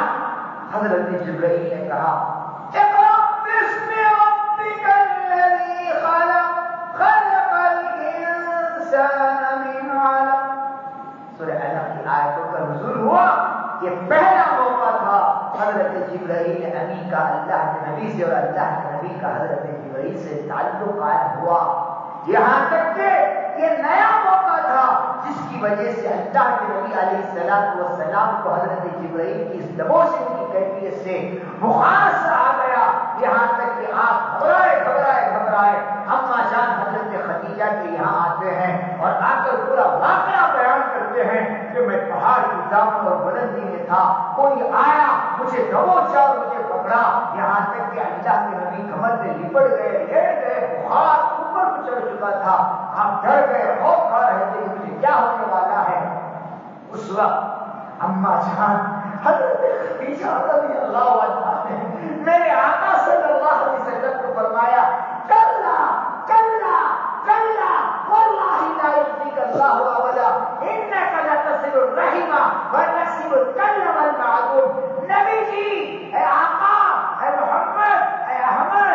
طه، اے یاسین، اے مزمل، اے مدثر، اللہ تمہیں ضائع نہیں کریں گے، اللہ تمہیں ضائع نہیں کریں گے، اللہ تمہیں ضائع نہیں کریں گے، اللہ تمہیں ہلاک نہیں کریں گے۔ تمہارے اخلاق، تمہارے کردار، تمہاری خلوت، تمہاری چلوت، تمہاری زندگی، تمہارا اوڑھنا، تمہارا بچھونا، تمہارا کھانا، تمہارا پینا، تمہارا چلنا، تمہارا اٹھنا، تمہارا بیٹھنا، تمہارا لیٹنا، تمہارے معاملات، تمہارا کردار ارادی ہے، عالی ہے، غالی ہے، لا قسم لہو ولا مثال لہو ولا مثیل لہو، اس کی کوئی مثال نہیں۔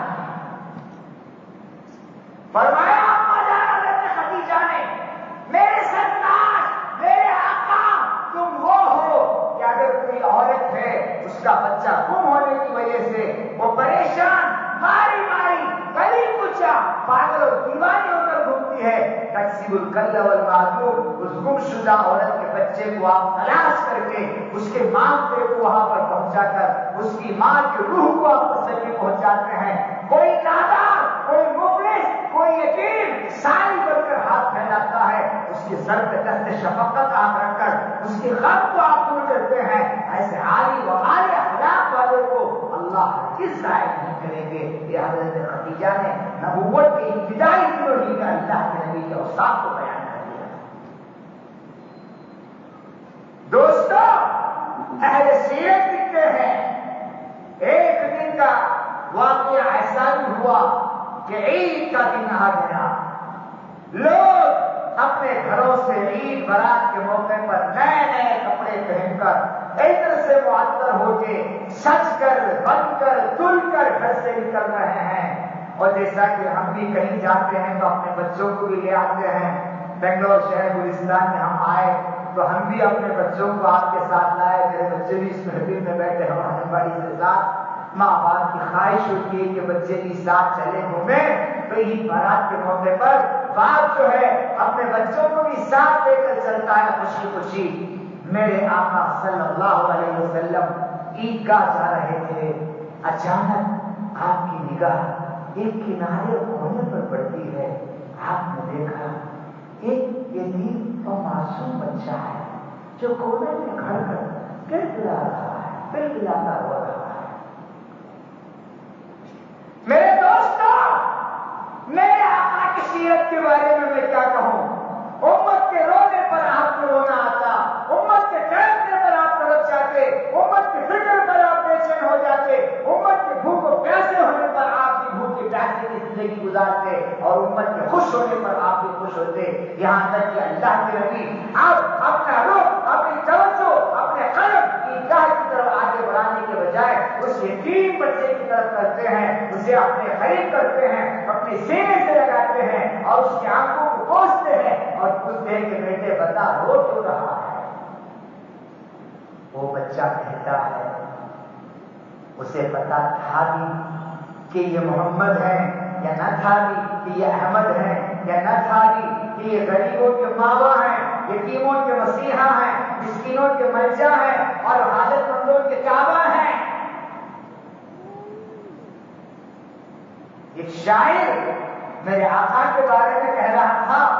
اے کعبہ تو وہ ہے لوگ تیرا طواف کرتے ہیں، لیکن تو وہ ہے جو میرے نبی کے دل کا بھی تو طواف کرتا ہے۔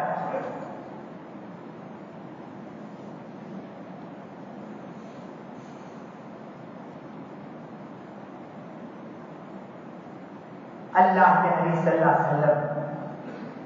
اس بچے کے آنکھوں کو پوچھتے ہیں اور پوچھتے ہیں بیٹے ننھے منھے بتا کیا حال ہے، کیوں رو رہا ہے؟ کہا سارے لوگوں کے باپ ہیں، بچے اپنے باپ کے ساتھ ہنسی خوشی عیدگاہ جا رہے ہیں، نئے نئے لباس پہنے ہیں، آج میرا حال یہ ہے کہ میرے سر سے میرے باپ کا سایہ تو اٹھ ہی چکا ہے اور میرے جسم سے میری ماں کی شفقت بھی دور ہو گئی ہے، نہ پیروں تلے ماں ہے نہ سر کے اوپر باپ ہے۔ اس یتیمی اور بے بسی بے کسی میں زندگی گزار رہا ہوں۔ میرے آقا آج سارے بچے اپنے ماں باپ کی ترتیب و محنت پر خوش خود جا رہے ہیں، میں یتیم ہوں کہ میری نہ ماں ہے نہ میرا باپ، میرا باپ، تو میں کس سہارے میں خوش رہوں؟ سبحان اللہ۔ اہل اہل سیرت لکھتے ہیں اس یتیم بچے کی بات کو سننے کے بعد اللہ کے نبی صلی اللہ علیہ وسلم زار و خطاب ہونے لگے اور اس معصوم بچے کو اپنے ہاتھوں سے اٹھایا، اپنے کندھوں پر بٹھایا، کہا اے میرے معصوم یتیم، سارے بچے اپنے باپوں کے ساتھ پیروں تلے چل کر جاتے ہیں، تو وہ لا الہ ہے کہ اگر تیرا باپ نہیں ہے، ڈرنے کی بات نہیں ہے، تیرا باپ تو نبی امی محمد عربی ہے اور بچے زمین پہ چل کے جائیں گے، لیکن تو تیرے باپ محمد رسول اللہ کے کندھے پر بیٹھ کے جس کا پہنچے گا، اور بچوں کے بعد کوئی اور ہے، لیکن تیری ماں امی جان حضرت عائشہ ہے، کیا تجھے یہ گوارا ہے کہ تیرا باپ محمد بن جائے اور تیری ماں عائشہ بن جائے؟ السلام صلی اللہ علیہ محمد صلی اللہ علیہ وسلم، یہ تھے میرے آقا کے اخلاق۔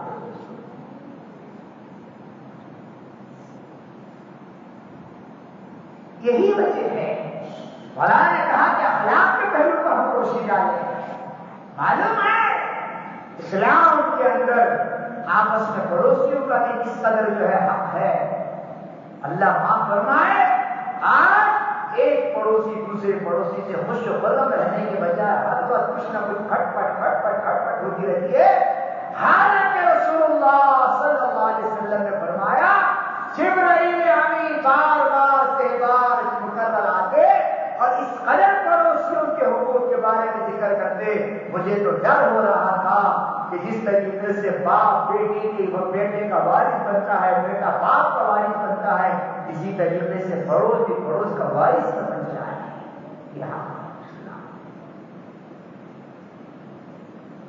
یہی وجہ ہے اسلامی تعلیمات ہیں، اگر موسمی پھل بھی تمہارے گھر کے اندر آ جائے اور سامنے آس پاس کے پڑوس کے بچے ہوتے ہیں تو اس پڑوسی کا حق ہے کہ تم بھی اپنے پھلوں کو پڑوس کے بچوں کو دو، ورنہ تم اپنے بچوں کو اپنے مکان کی چار دیواری میں بند کر کے ان پھلوں کو کھلاؤ تاکہ کمزور بچوں کو دیکھ کر جو ہے ان پھلوں کی جو ہے بات کو دیکھ کر ان کی طبیعت میں کوئی کمی اور جو ہے خفتی نہ آ جائے۔ یہ اسلام کی تعلیم ہے۔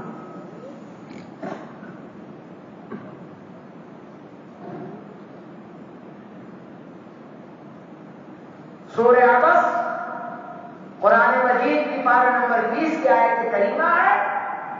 اس کے اندر اللہ تعالیٰ نے ایک کھجور کے باغ کا عجیب و غریب قصہ ذکر کیا۔ ایک صحابی تھے جو بڑے کمزور مزاج کے تھے، جن کی مالی طاقت کوئی خاص نہ تھی۔ پڑوس میں کسی یہودی یا نصرانی وغیرہ کا جو ہے باغ تھا یا گھر تھا، ایک کھجور کا پیڑ تھا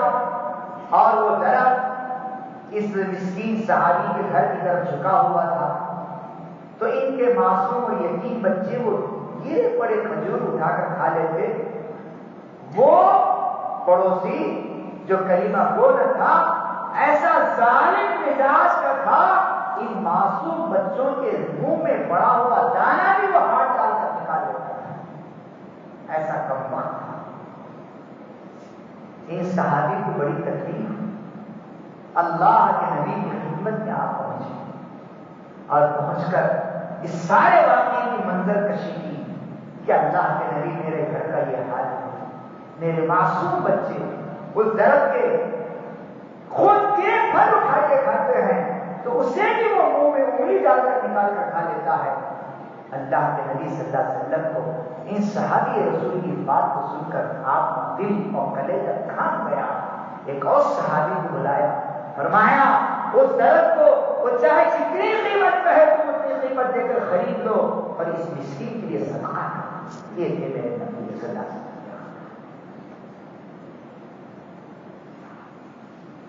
الغرض الحمدللہ آپ اور میں یہاں پر رسول اللہ صلی اللہ علیہ وسلم کی سیرت طیبہ کو سننے کے ارادے سے جمع ہیں۔ جیسا کہ میں نے پہلے بھی کہا کہ آپ کی سیرت کے مختلف پہلو ہیں، یہ سمجھیے گا کہ ایک پہلو کے حصے کو میں نے آپ کے سامنے رکھا ہے اور انشاءاللہ امید ہے اور بھی ہمارا آنا جانا ہوتا رہے گا۔ شعبان میں بھی ہمارا پروگرام طے ہوا تھا، امام صاحب اور مولانا اور ذمہ داروں کے مشورے سے، پھر اچانک لاک ڈاؤن کی وجہ سے وہ ملتوی ہو گیا تھا، اب دوبارہ جو طے ہوا ہے، ممکن اس کے بعد بھی ہوتا رہے گا۔ تو انشاءاللہ ہماری آپ کی ملاقاتیں ہوتی رہیں گی۔ بہرحال میرے عرض کرنے کا مطلب یہ ہے کہ ہم آتے ہیں اور جاتے ہیں اور سیرت پاک کو سنتے ہیں تو صرف سیرت پاک کو سن کر اٹھنے کا نام نہیں لینا ہے، بلکہ اس ارادے سے ہمیں بیٹھنا ہے کہ اللہ کے نبی صلی اللہ علیہ وسلم کی جس سیرت کے پہلو کو ہم سنتے ہیں اسے سننا بھی ہے اور اس پر عمل کرنا بھی ہے۔ کتابوں میں آتا ہے سیدنا عیسیٰ علیہ السلام تشریف لے جا رہے تھے، وہاں پر ایک کھوپڑی ملتی ہے، حضرت عیسیٰ نے اس کھوپڑی کو اٹھایا، ایک لکڑی کو اس کے اندر گھسایا تو لکڑی اندر تک پہنچی اور آگے کو نہیں جا رہی تھی، حضرت عیسیٰ نے اسے نیچے ڈال دیا۔ ایک اور کھوپڑی ملی، اسے اٹھایا، حضرت عیسیٰ نے اس میں بھی لکڑی ڈالی،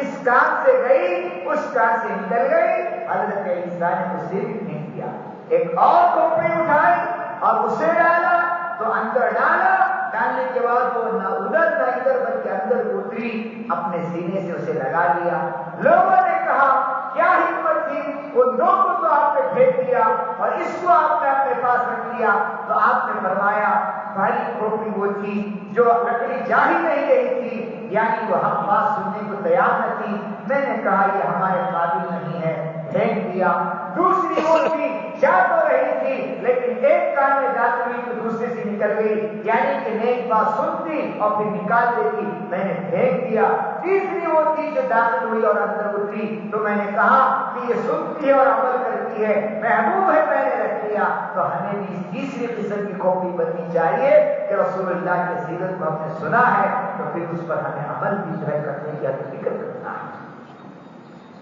بات بہرحال ہوئی تھوڑی بہت، لیکن پیاسا محروم آدمی ہے، بہرحال بولنے کی نزاکتیں وغیرہ، ایک بات بول کر اپنی بات کو بہرحال میں ختم کرنے والا ہوں، ممکن ہے انشاءاللہ آئندہ ہماری آپ کی ملاقاتیں ہوں۔ یاد رکھیے اللہ کے نبی صلی اللہ علیہ وسلم نے زمین کے پردے پر تشریف لانے کے بعد، آپ کو نبوت ملنے کے بعد سب سے زیادہ اہتمام کرنے کی آپ نے جو نصیحت فرمائی وہ دو باتوں کی نصیحت تھی۔ یہ سب سے پہلی اور بڑی نصیحت مولانا نے مجھے کہا کہ مستورات بھی یہاں پر حاضر ہیں، میرے دوستوں بزرگوں، ہمیں اچھی طرح سن لینی چاہیے اور اچھی طرح ہمیں معلوم ہونی چاہیے کہ بیٹے، باپ، شوہر، بھائی، نانا، دادا، چچا، کوئی بھی ہو، اسے اگر صحیح معنوں میں سکون ملنا ہے تو پھر اسے چاہیے کہ وہ اپنے گھر کی خواتین کے ساتھ بالکل اچھا معاملہ کرے۔ اللہ کے نبی نے فرمایا خیرکم خیرکم لأہلی وانا خیر لأہلی، تم میں سے سب سے بہتر وہ ہے جو اپنے بیوی بچوں کے لیے بہتر ہو اور میں اپنے بیوی بچوں کے لیے بہترین ہوں۔ آج جگہ جگہ یہ شکایتیں ہیں، ماں بیٹی کی شکایت، بہن بھائی کی شکایت، بیوی شوہر کی شکایت، دادی پوتری کی شکایت، یہ کیوں ہو رہا ہے؟ رسول اللہ کی تعلیمات کا عمل نہیں ہے۔ اور اللہ معاف فرمائے آج شہر میں خلا خدا کی اتنی بیماریاں عام ہو رہی ہیں، اس کی حد نہیں ہے۔ الامان الحدیث، چھوٹی چھوٹی باتوں پر شوہر صاحب کا پارا آسمان سے ڈائریکٹ زمین کی طرف چلا جاتا ہے۔ ابھی میں نے آپ کے سامنے ذکر کیا حضرت مولانا ریاض الرحمان صاحب رشادی رحمۃ اللہ علیہ واقعہ، بنگلور کی جامع مسجد سٹی میں آج سے 25 سال پہلے ان کے خطاب میں، جبکہ وہ اصلاح معاشرے کے عنوان پر نکاح کے متعلق خطاب دے رہے تھے، آپ فرمانے لگے کہ نوجوانوں کا سر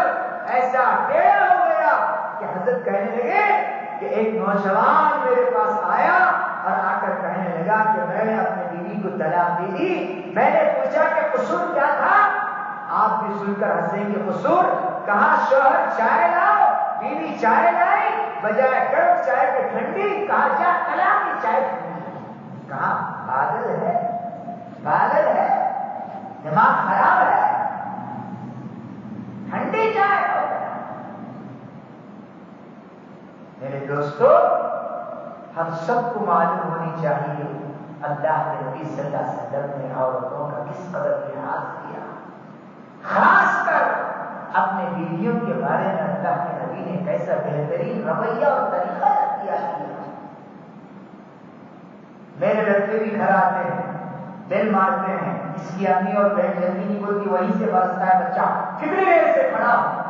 امی کہتے بیٹے دروازے سے تمہاری اپنی نوکرانی بند کرنے کھڑی ہے، ذرا انتظار۔ مزاج عام ہو چکا ہے۔ ادھر سنیے میرے آقا صلی اللہ علیہ وسلم کی خوبی کیا تھی۔ آقا علیہ الصلوۃ والسلام کے بارے میں حضرت عائشہ رضی اللہ عنہا فرماتی ہیں، اللہ کے نبی صلی اللہ علیہ وسلم کبھی باہر گھر سے تشریف لاتے تو آنے کے موقع پر سلام کرتے، سلام کرنے میں بھی رسول اللہ صلی اللہ علیہ وسلم اپنے بیوی بچوں کا اس قدر خیال کرتے کہ اگر بیوی بچے بیدار ہیں تو سلام سن کر سلام کا جواب دیں، اور اگر وہ گہری نیند میں ہیں تو سلام کی آواز کی وجہ سے ان کی نیند میں کوئی خلل نہ آ جائے، ایسے درمیانی آواز سے اللہ کے نبی صلی اللہ علیہ وسلم کا سلام ہوگا کہ اگر جاگتے ہیں تو جواب دے دیں، اگر سوتے ہیں تو نیند میں کوئی خلل نہ آئے۔ یہ میرے آقا کیا ضرورت ہے اس بات کی کہ مردوں میں، بچوں میں، عورتوں میں، ہر ایک میں ہم اپنے یہ اخلاق کو پیدا کر لیں گے تو انشاءاللہ سارے معاشرے کے اندر دینداری عام ہو جائے گی۔ یہ لڑائی، یہ جھگڑے، یہ فسادات، یہ تمام چیزیں ختم ہو جائیں گی۔ اور بالکل آخر میں ایک بات بول کر اپنی بات کو میں ابھی میرے دوستوں بزرگوں، آج کل ہمارے تجارتی حالات بھی نیچے اوپر ہوتے رہتے ہیں، کبھی تجارت نرم بھی ہے، کبھی گرم بھی ہے، کبھی خیر بھی ہے، کبھی برکت بھی ہے۔ آپ کوئی فکر نہ فرمائیے، ہر حال میں شریعت کے دائرے میں رہیے، پھر دیکھیے اللہ تعالیٰ کیسی برکت دیتے ہیں۔ ایک صحابی اپنا واقعہ عجیب و غریب فرماتے ہیں کہ وہ کہتے ہیں میں رسول اللہ صلی اللہ علیہ وسلم سے بڑی محبت کرتا تھا، آپ سے مجھے بڑا عشق تھا۔ ان صحابی کا نام ہے حضرت ربیعہ رضی اللہ عنہ۔ حضرت ربیعہ فرماتے ہیں کئی رات ایسے ہو جاتے، پوری رات میں اللہ کے نبی کے گھر کا خادم بن کر پہرےداری دیتا، یہاں تک کہ جب رات کا زیادہ حصہ گزر جاتا تو اللہ کے نبی مجھے آ کر کہتے ربیعہ جاؤ آرام کرو۔ حضرت ربیعہ فرماتے ہیں ایک دن رات کا بہت حصہ گزر گیا تو میرے آقا نے کہا ربیعہ جاؤ آرام کرو۔ حضرت ربیعہ فرماتے ہیں پتہ نہیں اس دن میرے دل میں کیا بات گزری، میں تو میرے آقا کی چوکھٹ کو چھوڑ کر جانا نہیں چاہتا تھا، اللہ کے نبی کے کہنے کے باوجود میں ذرا کھسا اور اللہ کے نبی جانے کے بعد چوکھٹ ہی پر ساری رات گزار دیا۔ یہ تھا عشق رسول۔ حضرت ربیعہ فرماتے ہیں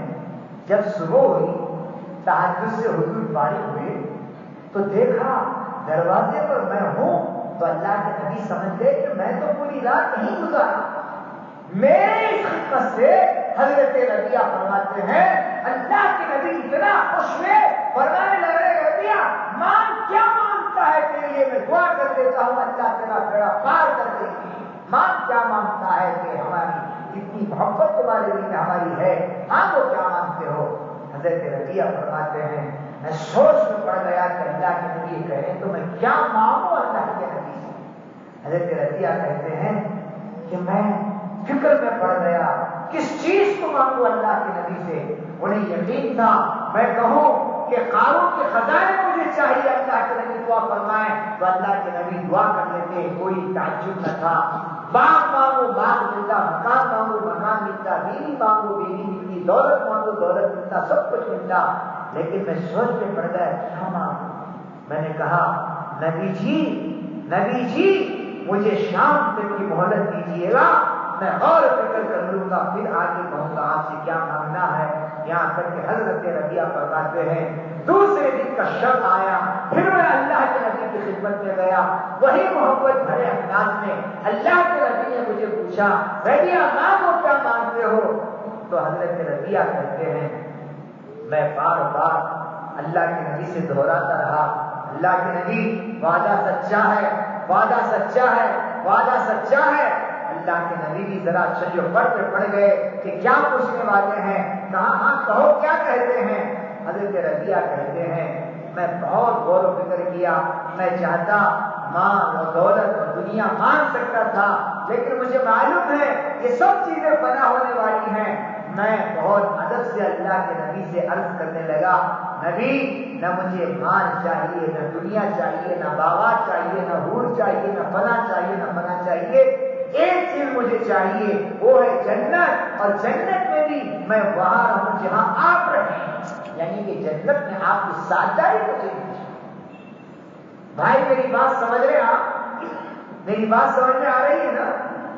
فرمایا اللہ کے نبی مجھے جنت چاہیے، اور جنت میں بھی وہاں جہاں آپ رہیں۔ حضرت ربیہ فرماتے ہیں اللہ کے نبی میری بات کو سننے کے بعد جھوم گئے اور بار بار اپنی گردن مبارک کو ادھر ادھر گھماتے رہے اور اس سے سوال کرنے لگے، ربیہ تم نے تو بہت بڑی چیز کا مجھ سے مطالبہ کر لیا ہے، سب سے پہلے تو تم مجھے یہ بتاؤ کہ تمہیں یہ جواب کس نے بتلایا کہ اللہ کے نبی سے مانگنا ہے تجھے مانگ۔ انہوں نے کہا اللہ کے نبی آپ کا غلام ہوں، آپ کا خادم ہوں، خادم مصطفیٰ ہوں، عاشق مصطفیٰ ہوں، غلام محمد ہوں۔ آپ کے تعلیمات کا صدقہ تھا کہ اللہ نے دنیا کو میرے نظر میں ذلیل و خوار کر دیا ہے، دنیا کی میری نظر میں کوئی حقیقت نہیں ہے، جنت کی نعمتوں کے مقابلے میں دنیا کی کوئی حیثیت نہیں ہے، اس لیے نبی جی میں یہ چاہا کہ جنت ہو اور جنت میں آپ کی خدمت بھی مجھے میسر۔ معلوم ہے اللہ کے نبی نے کیا جواب دیا؟ میں نے کہا نا آپ کو کہ ہماری تجارت میں اونچ نیچ ہو جائے تو کوئی فکر کی بات نہیں ہے۔ اللہ کے نبی نے حضرت ربیہ کو فرمایا اگر تم جنت میں میرے ساتھ رہنا چاہتے ہو تو دو چیزوں کو لازم پکڑ لو۔ میں سمجھتا ہوں تو ایک چیز تو آپ لازم پکڑ لیں گے، لیکن دوسرے کو سن کر سوچیں گے کہ مولانا کیا بھئی باتیں کر رہے ہیں۔ اللہ کے نبی نے فرمایا کثرت سجود یعنی پابندی سے نماز پڑھو، اس کو لازم کر لو۔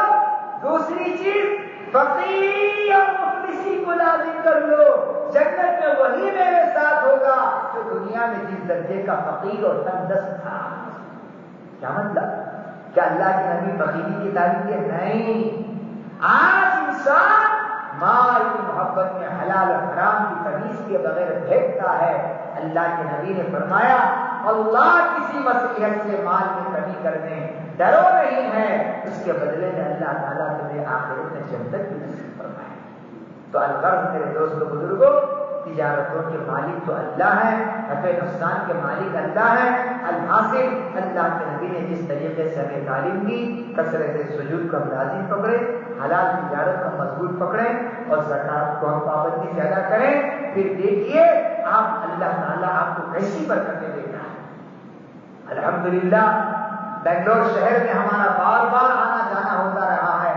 ادھر شرڈی میں، منڈلی پالیا میں، مختلف علاقوں میں سیرت کے بیانات ہمارے لیے، شب برات کے ہمارے لیے، شب قدر کے ہمارے لیے، فضائل رمضان پر ہوئے، فضائل زکات پر ہوئے۔ ابھی میں نے آپ کے سامنے کہا نا کہ اگر تاجر اپنے مال کے صحیح معنوں میں زکات پابندی سے بھی نکالتا ہے تو پھر اللہ اسی برکت دیتے ہیں۔ میرے ماوا ملجا، میرے کعبہ حضرت الیاسی رحمۃ اللہ علیہ فرمایا کرتے تھے آج مالدار اپنے مال کی زکات نکال کر یہ سوچتا اور انتظار میں رہتا ہے کہ کوئی غریب آئے اور اس کے سامنے جھک کر اس سے وہ مانگے۔ الیاسی رحمۃ اللہ علیہ فرماتے ارے غلام مصطفیٰ تجھے شرم آنی چاہیے، تو غلام مصطفیٰ ہونے کے باوجود نبی کے صدقے میں اللہ نے جب تجھے مال دیا ہے تو تو نبی کے اخلاق کو اختیار کرتے ہوئے مال لے کر غریب کے دروازے پر پہنچ، مال لے کر یتیم کے دروازے پر پہنچ، مال لے کر مسکین کے دروازے پر پہنچ، پھر دیکھ کہ اللہ کے رحمت کے بلائی کا تیرے گھر کی چھت کو پھاڑ کر کس طریقے سے تیرے مال میں اضافہ اور برکت دیتے ہیں۔ اور حضرت الیاسی رحمۃ اللہ علیہ فرماتے تھے کہ اگر مال والا اپنے مال کی زکات خود لے کر غریب کے گھر پر پہنچ کر وہ اپنی مال کی زکات ادا کرتا ہے تو حضرت والا نے فرمایا اللہ اس کے مال میں ایسی برکت عطا کریں گے، اس کی تجوریاں بھی بھر جائیں گی اور پھر جگہ بھی نہیں ہوگی رکھنے کے لیے، اس قدر اللہ مال میں اضافہ بھی کریں گے۔ الغرض ان چند بے رنگ بے ترتیب باتوں پر اپنی بات کو آپ تمام مصلیوں کا شکر ادا کرتے ہوئے، خاص کر امام صاحب اور میرے محبان صدر سیکرٹری مولانا عادل صاحب، سب کا میں مشکور ہوں کہ آپ حضرات نے میری بے رنگ بے ترتیب بات کو سنا اور کہنے کا مجھے موقع دیا۔ اللہ تعالیٰ میرے سننے اور سنانے اور آپ کے آنے اور جمع ہونے اور بیٹھنے اور سننے سب کو اللہ تعالیٰ قبول فرمائے۔ منتظمین اور اہل محلہ کو اللہ تعالیٰ اس کا گھر بدلا عطا فرمائے۔ وما علینا الا البلاغ وآخر دعوانا الحمد للہ۔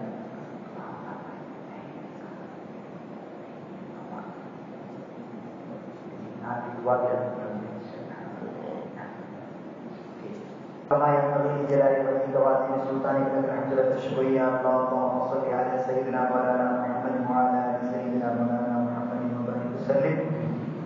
ربنا آتنا في الدنيا حسنة وفي الآخرة حسنة وقنا عذاب النار۔ ربنا آتنا لنا نورنا واغفر لنا إنك على كل شيء قدير۔ ربنا عليك توكلنا وإليك أنبنا وإليك المصير۔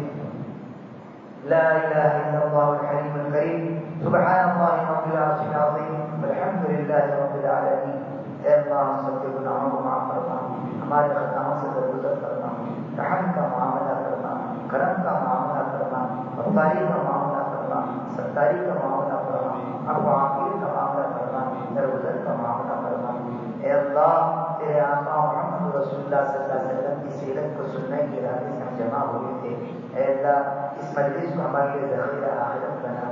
آپ علیہ الصلوۃ والسلام کی سیرت پاک کی کسی سے کو سنا گیا، اس پر عمل کی توفیق عطا فرما۔ یا اللہ بولنے کہنے میں جو کمی بیشی ہوئی ہے اللہ اس کو معاف فرما۔ اے اللہ اس جلسے کو تو دیکھ لیا قبول فرما، منتظمین کی نظر کو قبول فرما۔ اے اللہ اہل مصلیوں کو، اے اللہ اور حاضرین کی خدمات کو بھی تو قبول فرما، اور جتنے حاضر ہیں اے اللہ ہم سب کی تو مغفرت فرما۔